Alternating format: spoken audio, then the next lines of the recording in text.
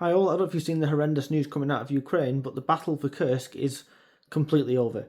The Russians have now overrun the Ukrainians, and the Ukrainian soldiers are fleeing for their lives, unfortunately suffering heavy losses of equipment, with videos going around social media showing Russians driving American tanks that have been sent over there to help the Ukrainians.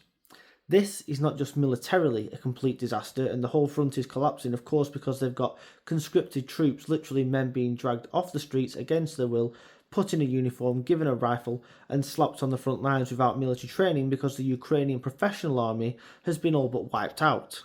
This now leaves Ukraine in the worst possible negotiating position because the lines are cracking, they're in full retreat, and the Russians have no reason now to come to the table and negotiate, unlike, say, a week ago, 2 weeks ago, when the position was slightly different and they could have had the backing of the Americans in these negotiations, and yes, they'd have had to give up some territory, but now they might have to give up even more, and because the Russians are in the ascendancy, why would they come to the table now? They can just carry on going, doing what they want. And no amount of military aid or equipment or missiles is going to change the situation. Because if you haven't got the manpower to operate said equipment, then what difference could money or equipment make?